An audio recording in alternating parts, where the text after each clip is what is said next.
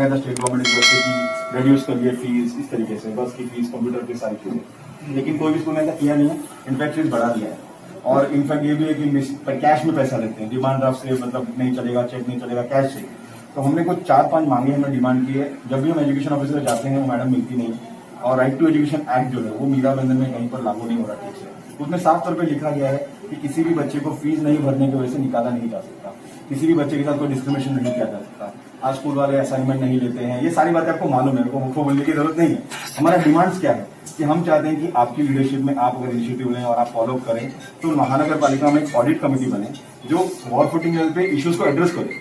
आज क्या होता है कि एजुकेशन ऑफिसर बोलते हैं हमने नोटिस निकाल दिया, पर वो नोटिस का क्या होता है, कोई मतलब नहीं होता नोटिस का। तो एक कमेटी बने जो ऑडिट करे और स्कूल की जो भी भाई खाता है वो देखे कि कितने टीचर हैं, क्या पगार दे रहे हैं कितने लोगों को और क्यों डिमांड कर रहे हैं बिजनेस से अलग से। तो एक तो ऑडिट कमेटी बने, ये ऑडिट कमेटी 3 महीने में रिपोर्ट निकाले जो भी स्कूल्स के बारे में कि इनका खर्चा कितना है, ये दे दे क्या टीचर को इस तरीके का, और जो एक्सेसिव फीस इन्होंने पिछले साल लिया है वो रिफंड किया जाए। कोरोना की वजह से पिछले वर्ष से स्कूल बंद है और सबसे हैरत की बात यह है कि ऑनलाइन पढ़ाई होने के बावजूद स्कूलों ने पूरी फीस अभिभावकों से भरवाई है। फीस का मामला हाईकोर्ट में जाने के बावजूद भी अभिभावकों को पिछले साल न के बराबर ही स्कूलों से फीस के मामले में राहत मिली है और इस वर्ष भी लगभग हर स्कूल से पूरी फीस को लेकर ही खबर आ रही है। 2009 और 2011 एक्ट के अनुसार किसी भी बच्चे को बिना फीस के पढ़ाई से वंचित नहीं रखा जा सकता। इसके बावजूद स्कूल अपनी मनमानी कर रहे हैं।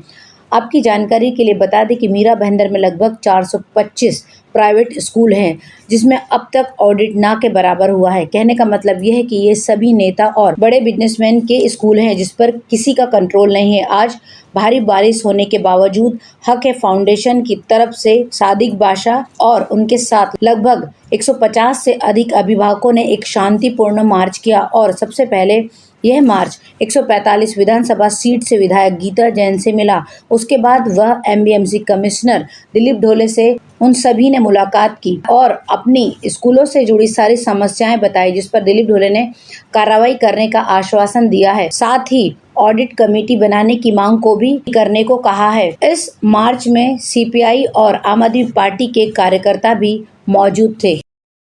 मीरा रोड पूर्व के शीतल नगर नाके पर स्थित इमारत शीतल साई पूरी तरह जर्जर हो गई है। गत 2 वर्षों से इमारत के किसी न किसी फ्लैट के छत का छज्जा टूट कर गिर रहा है। इस इमारत के रहवासी अब खुद चाहते हैं कि मनपा प्रशासन इस इमारत को खतरनाक घोषित करे। इसकी मांग वे लगातार कर रहे हैं। आखिर उनकी गुहार सुनकर मनपा प्रभाग 6 के प्रभाग अधिकारी स्वप्निल सावंत ने मनपा के पैनल के स्ट्रक्चरल ऑडिटर का पत्र ऑडिटर परवेज कय्यूम मिस्त्री को दिया है। बता दें कि बरसात में जर्जर इमारतों के गिरने का खतरा बढ़ जाता है, इसलिए हर साल मानसून के आगमन से पूर्व मनपा प्रशासन द्वारा 30 वर्ष पुरानी शहर की सभी सोसाइटियों से इमारत की स्ट्रक्चरल ऑडिट कराकर उसकी रिपोर्ट मनपा में जमा करने का आदेश दिया जाता है। उस रिपोर्ट के अनुसार ही मनपा संबंधित इमारतों को रहने योग्य है या नहीं का मापदंड निर्धारित करती है और उसे खतरनाक घोषित करती है। इस वर्ष भी भाईंदर पश्चिम में शिवम बिल्डिंग व रोज विला का छज्जा गिरने से इमारत को खाली कराकर तोड़ा कार्रवाई की गई थी। वहीं भाईंदर पूर्व की एक जर्जर इमारत को मानसून के पूर्व ही खाली करा दिया गया था, जिसे बाद में मनपा द्वारा तोड़ दिया गया। शीतल साई इमारत भी जर्जर हो चुकी है। इसकी छत की दीवारें भी कई जगह से फट चुकी हैं। इस इमारत में करीब 67 फ्लैट व 36 दुकानें हैं, जिसमें से अधिकांश फ्लैट व दुकानें भाड़े पर दी गई हैं। इस इमारत के लोगों का आरोप है कि भाड़े पर दिए गए फ्लैटों व दुकानों के मालिक नहीं चाहते कि इमारत तोड़ी जाए, जिससे यहाँ कभी भी गंभीर हादसा होने की संभावना भी जताई जा रही है। अब जब प्रभाग अधिकारी सावंत ने इसके स्ट्रक्चरल जांच के पत्र जारी किए हैं तो उनकी भी अब उम्मीदें बढ़ गई हैं कि जल्द ही इस पर कार्रवाई होगी।